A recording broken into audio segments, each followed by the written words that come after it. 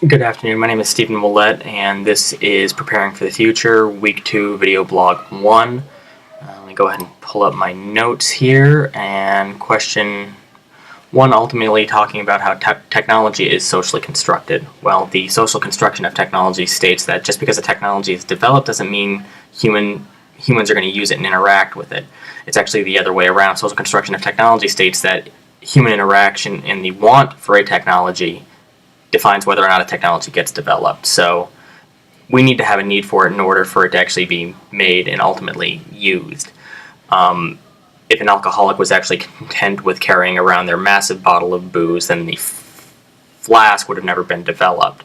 But in turns, the alcoholic on the go didn't want to carry the big bottle, so the need was there for the flask to be made.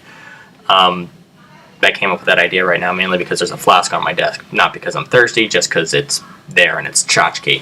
Now, moving along to subset A of that, identify the technology that you selected and how human action helps shape the technology. I'm going to go ahead and actually talk about, the simple smartphone. iPhone, for me, not endorsing it, just it's what I like, and I'm not getting paid by them. But anyways, in my written blog last week, I essentially linked the fact that paper led to the smartphone, and I'm actually going to go ahead and kind of spitball and kind of continue that idea, so that paper, people would send messages back and forth to each other, essentially the letter, which originally, if I wanted to send the letter 1,000 miles away to the next emperor or king or whatever, anybody who could read, I had to write it, send it to somebody, and they would either have to walk it, run it, or get on a horse, strap it to a pigeon, and get it there. So eventually postal systems were developed so that the messenger, the pigeon, was no longer needed. Every country developed their own and started communicating with each other and interacting with each other and being able to transfer post to get it basically anywhere in the world. So after the idea of the letter, once technology was developed, the idea of Morse code, telegraph, Western Union, and then actually transmitting a voice through a piece of copper, the telephone became the pinnacle of communication at the time. And as time progressed and whatnot, and people were getting sick of being wrapped by cords, that turned into the cordless phone with the massive antenna, so you could go anywhere in your house, so long as you were no more than 10 feet away from the base station. Technology got stronger and stronger, and eventually, the phones got smaller and smaller, but the idea of, I want to be able to go to the yard, I want to be able to go across the street and use this phone, and ultimately have a portable phone that I can go anywhere in the world, that became the human's need and ultimately the social construction. So fast forwarding to the mid to late 80s, Motorola went ahead and developed themselves the mobile cellular phone.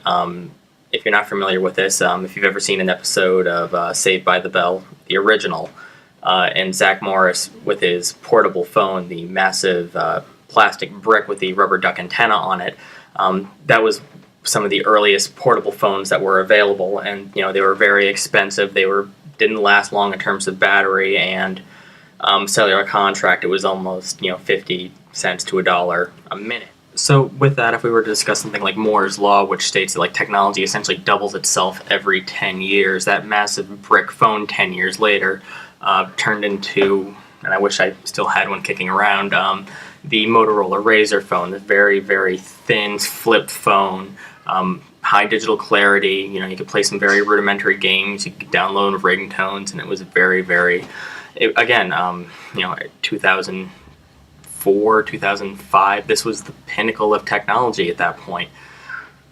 But again, human interaction wanted bigger, better, faster, stronger, and quite frankly, I don't think we're ever going to stop in terms of that.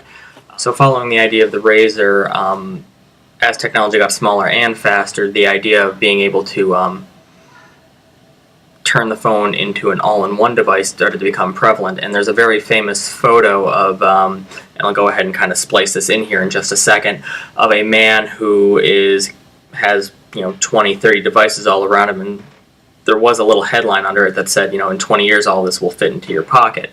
As asinine as that was at the time, it became true with companies like BlackBerry and Samsung with their Galaxy phones, and ultimately, as I pulled up again, the iPhone. it's with that need to have all this portability and convenience which ultimately created the idea of the smartphone. If there wasn't a need, we would have, a backpack full of calculators and MP3 players and movie players and portable TVs and whatnot. Now, going to my notes again here, describe the meaning ascribed to the technology by one or more social groups. Well, we've all heard the phrase knowledge is power, and quite frankly, the smartphone is. I can call anybody I want, I can get my email, I could write my paper. I probably could have done this video blog on my phone and actually edited it together. If I ever need to know who that actor was in that movie, I can go ahead and just look it up. I have a world's wealth of knowledge by this small, tiny device. And to think that, the NASA program in the 60s was operated by a computer that was no smarter than a calculator today. In the social group, being the human race, so long as you have the money, you can have a smartphone. Now let's see, question 2. How is this technology affecting social relationships? Well, with the smartphone, like I said, I'm able to use the internet and actually, look up people I may have lost touch with, for years, and I can actually see what they're up to and, try to actually, reconnect with them, which is actually a wonderful thing. So long as I'm willing to put forth the effort, I can, with some luck, track people down and reconnect. Now, going to the subset of that question, how this technology is shaping the way people behave, I do think that the technology of digital communications and smartphones and just the internet for that is also starting to retard people's interpersonal communication skills, simply in terms of it's not what you say and how you say it. With all the reading that is happening, how those words are supposed to be emotionally construed may sometimes be lost in the mix, or if somebody's writing something sarcastically, you may take it literally. I myself, I've had some issues in terms of this department, to the point where I actually have to write little stage directions on how I meant these words to be read. However, also, I think specifically the generation after me, kids born in the early to mid-90s are starting to lose what is essentially empathy in their social interactions.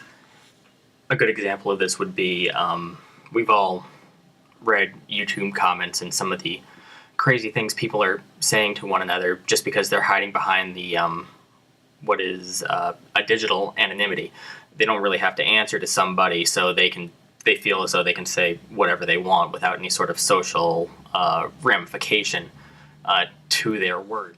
And because that generation is so used to having that lack of social ramification in terms of interpersonal communications, people are accustomed to saying whatever they want without any sort of consideration for the other persons.